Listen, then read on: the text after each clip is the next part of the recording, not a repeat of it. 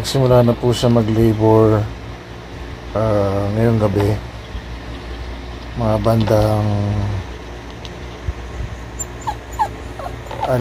madaling araw na pala, sorry, mga alauna madaling araw. Ayan, between 1 to 2 a.m. Opo. So nagsisimula siya magtago dun sa mga ila-ilalim na upuan. Pero siyempre kinuha ko siya doon, ilagay ko siya rito sa loob ng kulungan para mas manageable. Pag doon kasi siya sa ilalim ng upuan, singit-singit, which is yun talaga yung natural ng mga aso, no? For privacy reasons, number one, ganyan. Tsaka security, safety, ganyan, no? Mga nature nila, instinct nila yan. Kinuha ko siya, nilagay ko siya rito sa cage para mas ma-monitor ko mabuti yung estado niya, mas makita ko yung kakalabasan o mangyayari sa kanya na po, mas monitored ko. So ngayon ay time check, alas 4 ng umaga. Ngayon po ay bali Tuesday, July 15, 2025.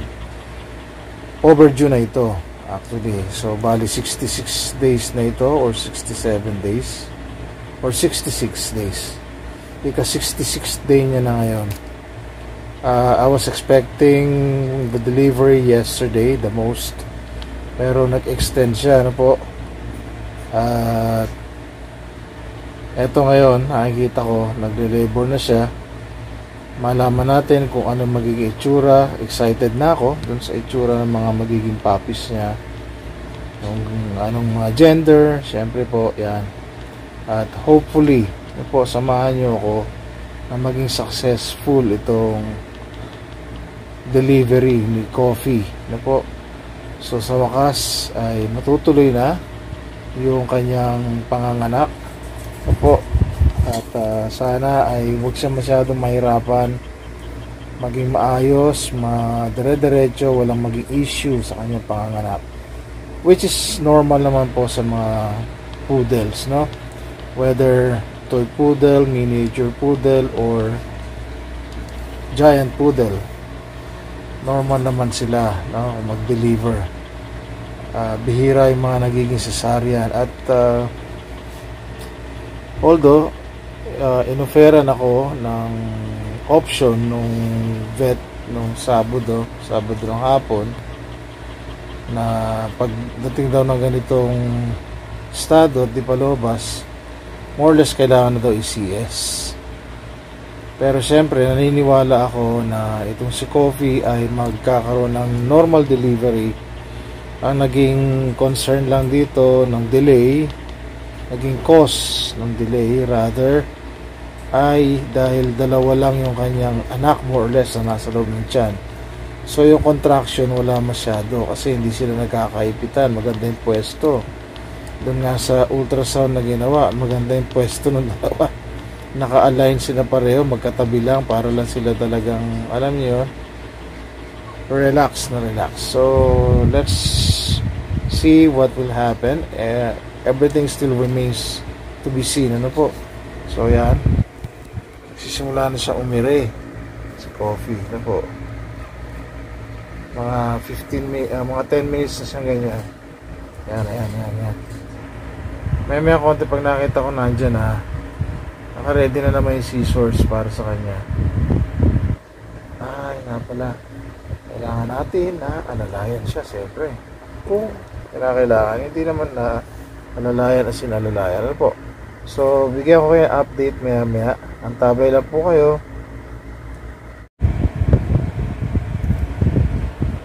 Okay, so ayan po, nagpapaikot-ikot na siya dyan. Ngayon ay alas 4:05 ng umaga, 4:05 ng umaga, July 15, 2025, which is Tuesday. So I'm waiting for the first puppy to lumabas na. At ito si coffee, hindi na mapakali. Paigik-igik na siya, umiiyak-iyak, nangihingi ng saklolo sa akin. Himas-himas ko na yung ulo niya kanina, ano po. Siyempre, pagdating ng mga ganitong pagkakataon, kailangan nating hayaan yung normal process ng delivery, ano po. Hindi natin kailangan na i-distract. So, magiging participation ko lang dito is bantayan. Siyempre, natural, puyatan na naman. Normal po yan. As usual, ako lagi ang bantay dyan. Ako in charge. At isa pa ay sakali man medyo nahihirapan siya, konting massage lang doon sa kanyang tummy. Ganun po. At yung kulungan niya na yan, yung cage niya na yan, malinis po yan, ano? Ayan, nahihirapan siya, namimilipit na, Coffee. Nandito si Papi. Don't you worry. Papi's here.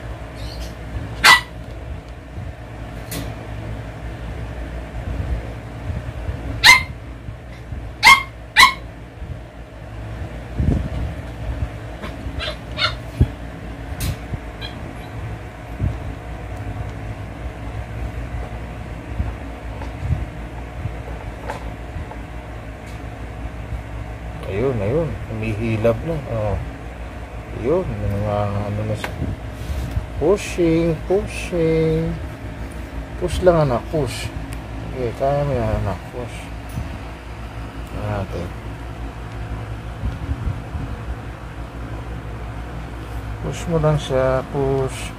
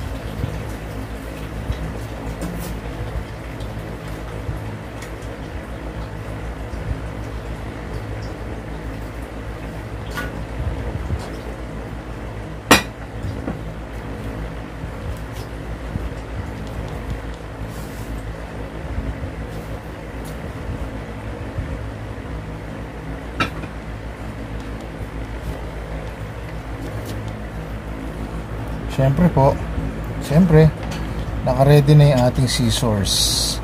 Ayan, mamasa-masa pa, Yan po ay binabad ko na sa mainit na tubig. Yan, para bukod doon, number 1, ginawa ko, hinugasan ko na muna yung mabuti. Tapos binabad ko sa mainit na tubig, kumukulong tubig, para siya ay sanitize na mabuti.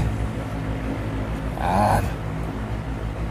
Medyo makalat lang ng konti itong pwesto natin kasi siyempre busy tayo, marami tayong kailangang ayusin, pero hindi ibig sabihin pinapabayaan natin sila. Pinapabayaan siya, po. Yan. Nag-iba ng pwesto si baby, so iba rin tayo ng pwesto. Okay, so as usual po, syempre normal sa kanila, namimilipit kung ano nung pwesto, ginagawa, umiire.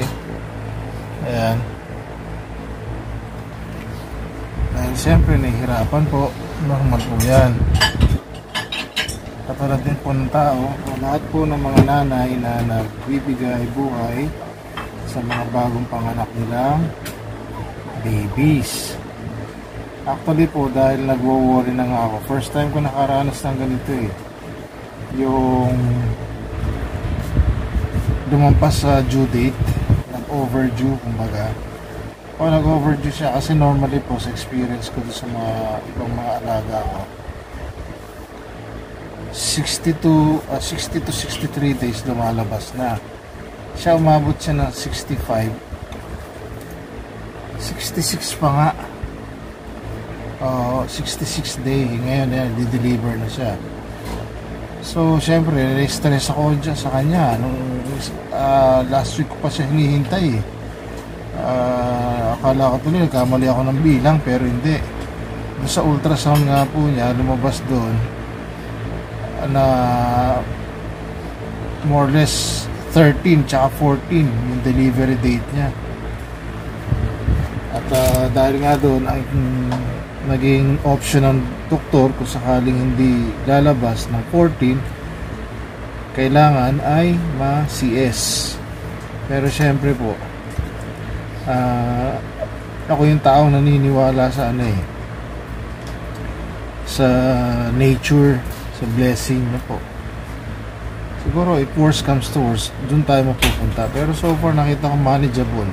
As a matter of fact, kanina po mga alas 8 ng gabi, dinala ko pa siya doon sa may simbahan sa parokya ng Lourdes, Quezon City.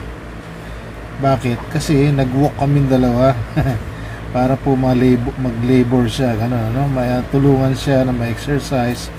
Isip ko baka dahil sa kailangan niya ng exercise, makapag-walk, ganyan. Hindi ko naman siya pinwersa. Relax na yung lakad namin. At least matagtag, no po. Baka makatulong. Siguro tingin ko nga nakatulong to eh. Kaya ngayon lalabas na. Tansya ko dito kung hindi kami nag-walk kanina, baka bukas pa sa makalawa. Hindi natin alam, ha? Pero posible na nakatulong, nagkaroon ng advantage yung ginawa naming walk kanina. Umuwi kami ganyan mga mga 9:30. Lakad-lakad kami, pabalik-balik. Pati ako at the same time na exercise sa kanya. Ayan po, mga normal gestures ng mga mama dog. Nagkakamot, naguhukay. Ayan, basahan. Kung may karton dyan, sisirain niya yan. Ano. Kasama po sa labor process nila yan. Ayan, tapos kinakagat nila yung tela, di kayong karton. Tela yung nilagay namin, inilagay ko. Para kamutin niya.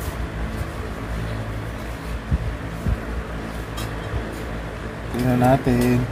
Ayan, mahirapan siya. Ayaw pa siya umiiri. Ayaw lupas.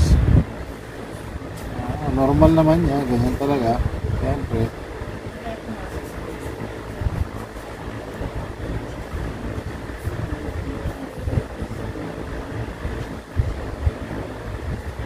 Ayan siya. Ayan. Wala pa rin. Ayaw lupas. Sabi ng doktor, ang sarap ng pwesto ng dalawa eh. Naka-align. Nakita ko nga doon sa ultrasound na sup pa ng dede, panayang nanginginain yung dalawang papi. So far yung dalawa na monitor namin sa ultrasound. Pero sabi ng doktor, posible daw na may pangatlo, no? Posible. So yun nga po ang reason daw kung bakit hindi agad nanganganak o nag-overdue, kasi hindi nagkakaroon ng contraction sa loob ng tiyan. Bakit hindi nagkakaroon ng contraction? Kasi dadalawa lang sila, so maganda yung kanilang positioning dun sa loob ng tiyan ng mama nila. Wala silang struggle dun, kumbaga hindi sila, kung gumalaw sila hindi sila masyado nagkakatamaan dalawa, kung dalawa lang sila dun, tatlo, ganyan. Pero kung marami daw, siyempre kakagit-gitan sila ron, kilos dito, kilos doon. So hanggang sa na alam nyo, humihilab yung tiyan ng nanay, nasasaktan ganyan, hanggang sa nag-uunahan na ngayon lumabas. Yun pala yung science, no? Hindi ko alam kung ano exact explanation, pero parang ganon. So, tingnan po natin susunod na kabanata mamaya konti. I-update ko ulit kayo. Po, ngayon ay alas 4:35 ng madaling araw. Hindi pa rin lumalabas yung unang puppy. Kung sino man ang mauna sa kanilang dalawa o tatlo, malalaman natin yan. Aabangan natin ang susunod na kabanata.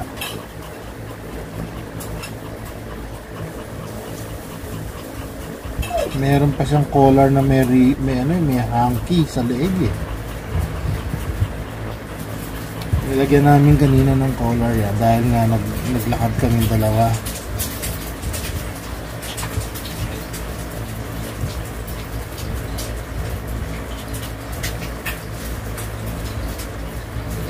So yan, pagulong-gulong sa dyan. Ano po?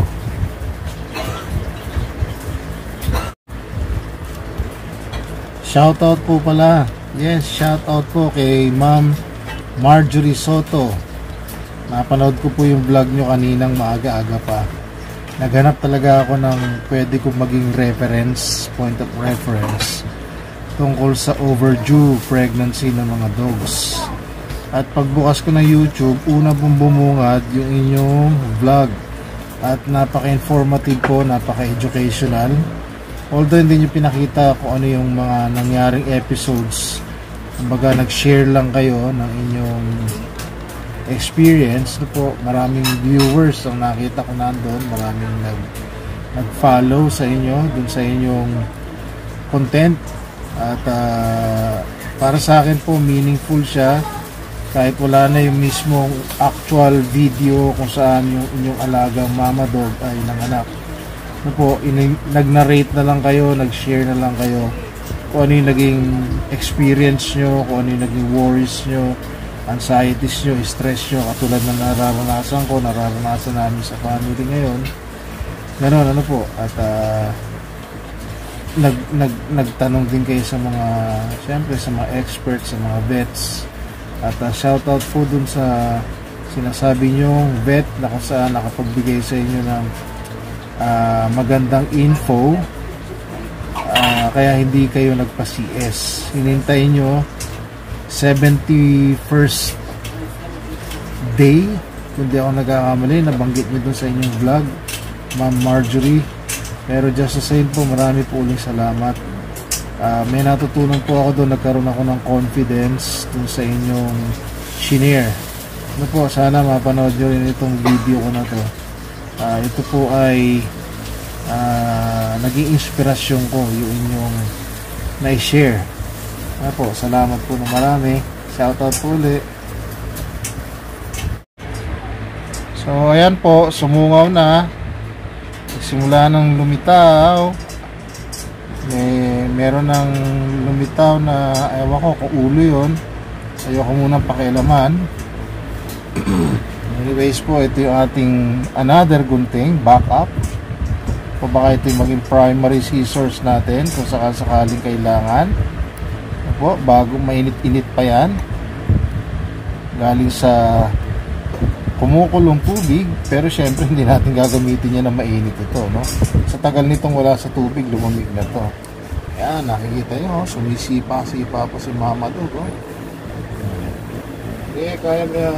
Kaya mo yan, coffee. Ayan si coffee, galing-galing.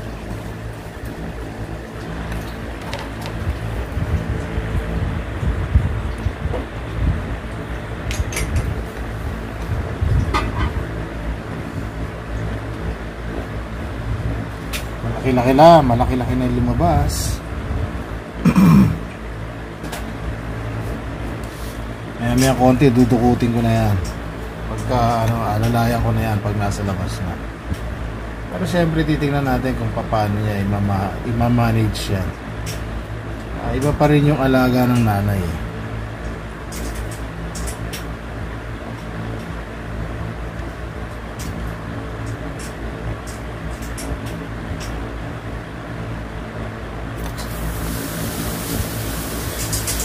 Kaya mo yan anak, sige, kaya mo yan. Medyo cold, tatako lang. Puyat ba tatako lang? Hindi pa rin nakatulog.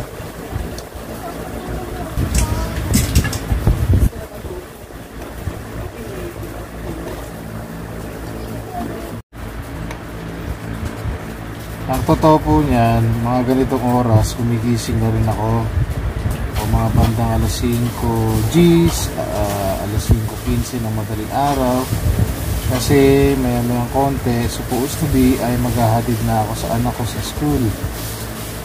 Kaya lang, malamang ko yung hipag ko ang maghahatid sa kanya, sa kay mama niya. Hindi ako makasama kasi ako ang mag-assist kay Coffee, no? Ayan. Nahihirapan siya kasi panganay niya to, first time niya po ito. This is her first time after 1.5 years na nandito siya sa akin. Tama ba?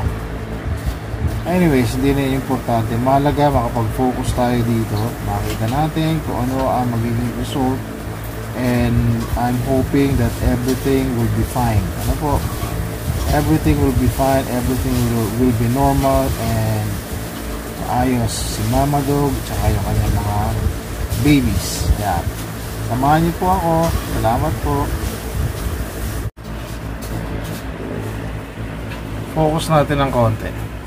Ayan po, nakalabas na. Pero syempre, hindi natin papakialaman. We will wait for it to fully come out. Ayun, lumabas na. Champion! Yay! Galing. Oh, galing. Let's see. Lumabas na siya. Galing. Sa wakas.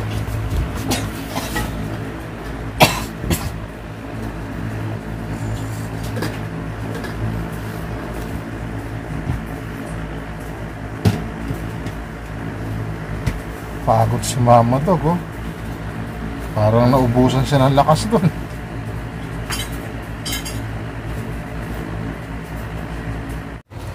Okay, so meron na po tayong isa. Ayan. More or less kakulay ng nanay. At syempre, ang gender reveal, maya-maya na. Abangan ang susunod na kabanata. Ayan po, nahirapan si Mama Dog dyan. Kakulay na yung mama niya, oh. Maganda, cute.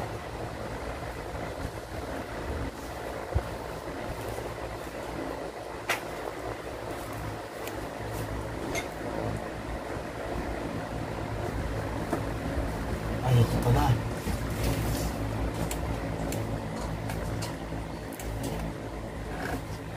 Electric fan, hindi pwede.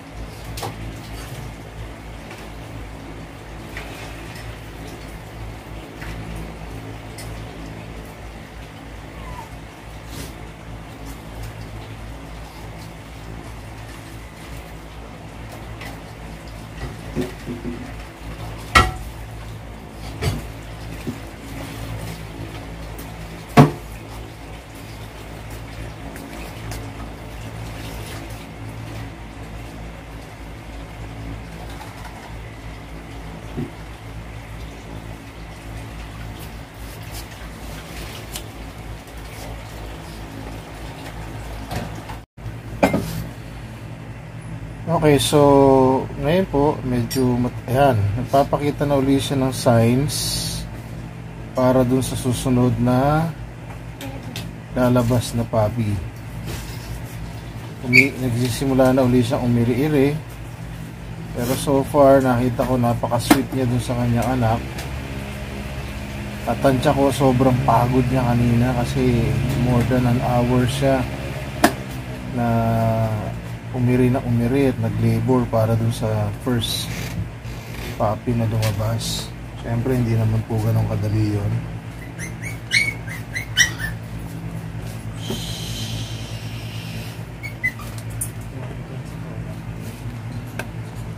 So ayan po.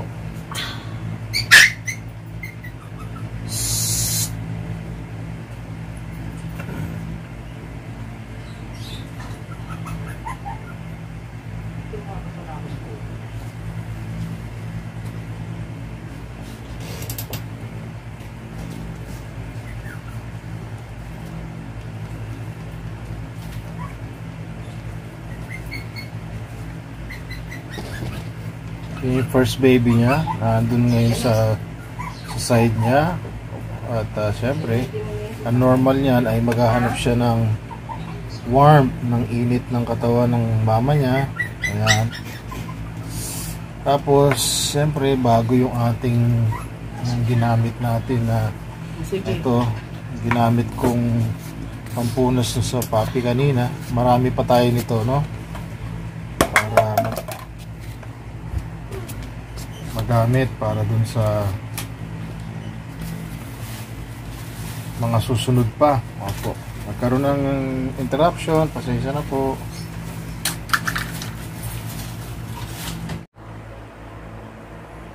So ayun po, lumalabas na yung second puppy. May muslina. Actually hindi ko napansin, ito palang una ay kasalukuyan nagsimulang dumede sa nanay. Pero hindi ko napansin, naalis ko accidentally. Kasi nga nakita ko may umuuslina dun sa puwerta ng mama niya. Para hindi makadistract or maipit or ano pa man, i-move ko siya, nilagay ko siya rito sa may mama niya na ngayon ay kasalukuyang dinidilaan siya, nililinis. Yan. Pero doon, hindi pa natin ma-visual. Hindi kasi abot dahil kasalukuyan naka-charge tong ating cellphone. So this is how far it can go. Ang reach niya hanggang dito lang muna. Ayun, makita niyo. Yun, medyo makita. Ayun. Ayun. Kita niyo, ayun, oh. I-zoom natin. Ayun, oh, kita niyo po. Ayun. You see? Oh, medyo dark ito, ha. Let's see. Ibalik natin sa normal ano niya. Para hindi na masyadong... Iyo, pumunta na naman si kulit doon. Teka, tanggalin ko.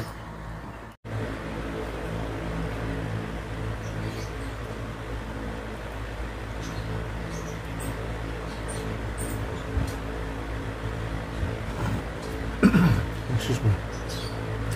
So far, hindi pa po lumalabas yung second puppy. Hintay pa natin, hindi pa umiiri ng todo yung nanay. Nadi-distract siya dito sa first puppy. So, hintayin natin ang susunod na kabanata. Ayan. Nagsisimula na ulit siya mag-push. Ayan. Excited na rin po ako. Kunin ko lang ito, ang batang to, para hindi siya distraction. Ganito, anak. Distract siya mama mo eh.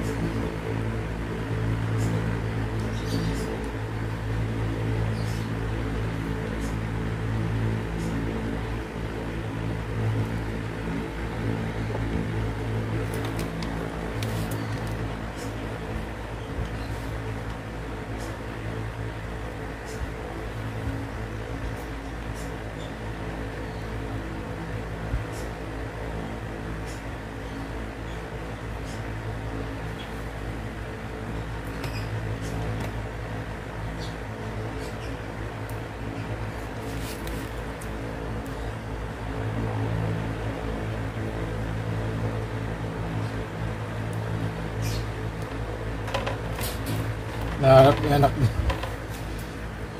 May anak. Sige, ano muna yan.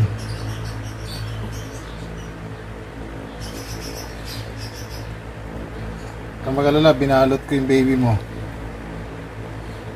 Nasa safekeeping yun. Ayun, gagalaw-galaw doon sa kabilang box. Push mo lang yan, push mo lang. Okay, so yan po, lumabas na yung second puppy. At lumabas na yung placenta. Dami, ayan o. Pinukuha na ni Coffee. So, yan po. Based sa science, at saka sa nature, yan ganyan po mga placenta, kinakain niya ng mother dog. Yan ay nakakatulong para sa immune system ng mga puppies, at the same time ng nanay, at nakakadagdag ng gatas. Ano po, nakakadagdag daw ng gatas yan, tsaka yung kanyang antibiotic. Ano po, yan yung sistema po niyan. So lumabas na yung kanyang placenta, dami, ang laki oh. At ito yung second puppy na parang kakulay din ng una. So gender, hindi ko pa po alam, hindi ko pa tinitingnan. Ayan, at humihinga-hinga yung puppy na bagong labas. Malalaki nga yung puppies, or normal naman siya, pero sa size nilang dalawa, kung dalawa lang sila, syempre lahat ng nourishment nakuha nila coming from their mom. Solo nilang dalawa yun, kaya relax lang sila, kaya nag-overdue. 66 day nila ngayon, araw na to. At tingnan natin kung may susunod pa, malaman natin. Pero based dun sa findings, dun sa ultrasound, 2 heartbeat lang yung nakita, at 2 mukha lang yung parang naaninag namin dun sa ultrasound nung Saturday morning. Ayan po. So malaman natin kung ano magiging susunod na kabanata. Pero just the same po, marami pong salamat dito sa blessing na to. Sana po ay maging malusog yung mga puppies hanggang sa lumaki sila. Ayan po, hanggang tumanda sila, maging maganda sila, malusog, walang maging problema. Sana po ganun din yung mother dog, walang maging issue, maalagaan niya mabuti yung mga anak niya. Opo, ayan. At salamat po sa inyong pagtangkilik. Sana po nagustuhan ninyo, o sana po ay meron kayong napulot na aral, kahit simple lang po itong aking naging na-share sa inyong, naibahagi sa inyong content or video. Mukhang yung second puppy po going back ay mas malaki kaysa dun sa una, no? So ayan po, napaka sweet ng mama dog. Tingnan natin ang susunod na kabanata dyan. Inuuna niya linisin yung sarili niya, siguro yung pinanggalingan o may konti. Itong kanyang baby, ama ng kanyang lilinisan. Opo. Yung isa naghahanap na kagad ng bede. Ang bihira.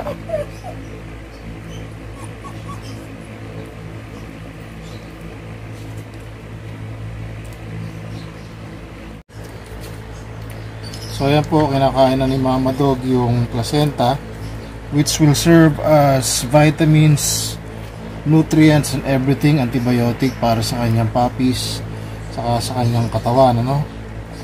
Yan po yung magiging first line of defense nila for the first 2 months nung puppies niya. At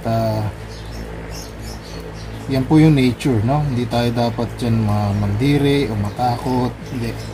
Normal po yan, ganyan talaga yan. So sa mga first time po, magulat kayo bakit ganyan. Huwag kayong mag-alala, wala pong issue dyan, walang problema dyan. Normal po yan, ano? Sa lahat po ng mga dogs.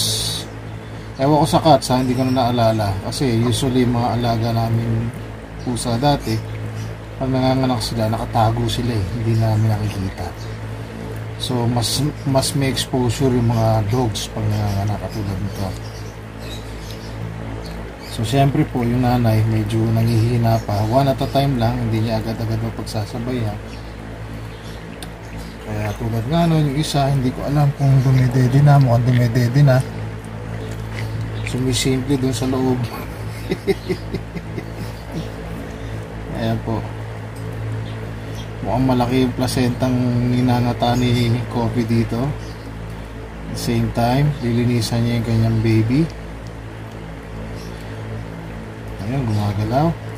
Magkakulay yung dalawa, no? More or less. So, kung anong gender ng pangalawa, hindi ko pa po alam. Yung una, hindi ko pa rin tinitingnan. Although parang napansin ko na, pero sabihin ko sa inyo mamaya or susunod na kabanata ang ating presentasyon sa gabi na ito. Makulit yung isa, oh. Kita nyo naman, oh. Talagang umi-eksena lagi dun sa, sa mama niya. Kumbaga, inuunahan na niya itong kapatid niya na mas malaki sa kanya. Siguro sabi niya, kailangan mo unahan ko na to. Baka pag ito lumabas na, mas malaki pala sa akin. Matalo ako nito.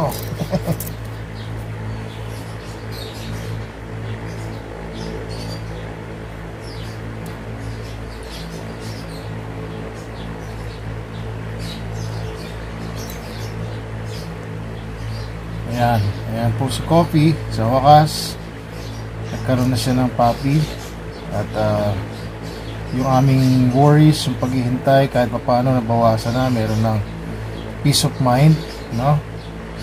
At nurture na lang natin itong mga puppies na to, babantayan at makita natin kung paano sila lalaki, no? Ayan. Okay, so yan po, lumabas po yung pangatlo. Same color sila. Gender, hindi pa po alam. Secret pa, pero same color sila more or less. At nililinisan kasalukuyan po ng mama dog. At inilipat namin ng lalagyan sila, container box, plastic container box, para mas accessible, mas madaling makalabas yung nanay kung gusto niya mag-stretching o gusto niya dumumi. Ayan po. So mas practical po itong isang to. Ito yung pangatlo. Same color din, kasi nga naman kung maalala nyo, yung tatay ay white na meron siyang mga spot ng apricot at saka deep red. Tapos si mama dog ay coffee na may cream. Yan ang kulay niya. So yan po, yung dalawa kanina pa dumududo. Etong isa kalalabas pa lang. Kakapayin ko maya kung meron pang kasunod o papano. So we will find out. But so far so good. Maganda po ang progress. Salamat po. Marami po salamat sa blessing. Sana po tuloy-tuloy. So antabayanan niyo po ang susunod na mga detalye. Marami po salamat. Okay, so update po, eto na sila. Teka, natatakpan lang ng konti ng nanay. Tatlo sila, 3 healthy puppies. Halos magkakasing kulay. Yung pinakapanganay ay ayun o, nandun sa ilalim na yun, yung kumagalaw na yun. Hindi ko muna hinahawakan kasi hindi naman sa mabait po yung nanay, sa totoo lang. Ayun. Ito yung pinakapanganay. Oops, sorry. Tapos ito yung pangalawa. Panganay, pangalawa, ito yung bunso. Yan. Tama ba? Tingnan natin. Ito yung panganay, ito yung pangalawa, ito yung bunso. Panganay po babae. Yung pangalawa, ito lalaki. Kitang kita, oh. Ayan, oh. Ito yung bunso, lalaki. Babae din. Dalawang babae, isang lalaki. So yan po yung naging anak ni Coffee. Successful po. Maganda po ang naging kinalabasan. At so far so good. Healthy pati yung nanay. Maganda ang padede niya. Sana tuloy-tuloy po. At bibigyan ko pa kayo ng mga susunod na kabanata sa kanila. Maraming po salamat sa inyong walang sama pagtangkilik dito kay Skipper TV. Mulit-muli po, ako po ay nagpapasalamat. At sa magandang gabi po, magandang araw sa inyong lahat.